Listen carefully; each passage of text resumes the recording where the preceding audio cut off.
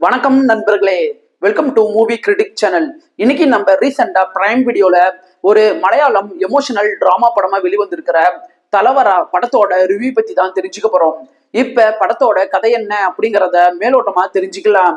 படத்தோட ஹீரோ அர்ஜுன் அசோகன் அஜய் நாயர் அப்படிங்கிற ஒரு கதாபாத்திரத்துல நடிச்சிருக்கிறாரு. அவருக்கு சின்ன வயசுல இருந்து விர்டிலிகோ அப்படின்னு சொல்லப்படுற தோலோட நிறம் மாறக்கூடிய ஒரு சரும பாதிப்பால பாதிக்கப்பட்டிருக்கிறாரு. இந்த மொத்த படமுமே அந்த ஒரு நபரோட வாழ்க்கையில நடக்கிற காதல், ஃபேமிலி, வேலை இது சம்பந்தப்பட்ட காட்சிகள் என்னென்ன அப்படிங்கிறத எமோஷன் கலந்து சொல்றதுதான் இந்த படத்தோட மீதி கதையே. படத்துல ஹீரோவா நடிச்ச அர்ஜுன் அசோகன் ஆகட்டும், ஹீரோயினா நடிச்ச ரேவதி சர்மா ஆகட்டும், தேவதர்ஷினி ஆகட்டும், இவங்க எல்லாருமே படத்தோட கதாபாத்திரத்தை ரொம்ப நல்லாவே உள்வாங்கி திரையில பல இடங்கள்ல ரசிக்க வச்சிருக்கிறாங்க. படத்துல லீடா நடிச்ச மற்ற நடிகர்கள் பர்ஃபார்மன்ஸ் வைஸா சூப்பராகவே நடிச்சிருக்கிறாங்க.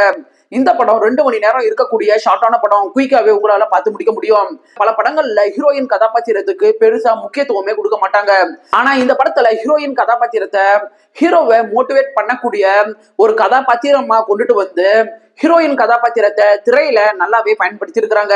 இந்த படத்துல ஹீரோக்கு இருக்கிற குறையின் காரணமாக இந்த சமூகத்துல அவரை எப்படி எல்லாம் பாக்குறாங்க, அவரு கூட இருக்கிறவங்களே அவரை எப்படி எல்லாம் கிண்டல் பண்றாங்க, தன்னுடைய வாழ்க்கையில முன்னேற அவரு எந்த மாதிரியான போராட்டத்தை ஃபேஸ் பண்றாரு, அவரு குடும்பத்துல நடக்கிற பிரச்சனைகள் என்னென்ன அப்படிங்கிறத உண்மைக்கு நெருக்கமா இவங்க கொண்டுட்டு வந்தனாலேயே இந்த படத்தோட பல இடங்கள்ல நம்மளால கனெக்ட் ஆக முடியுது. படத்தோட கிளைமேக்ஸ்ல ஹீரோ ஒரு சினிமா கதாபாத்திரத்துக்காக ஒரு கதாபாத்திரத்தை நடிச்சு காட்டுவாரு.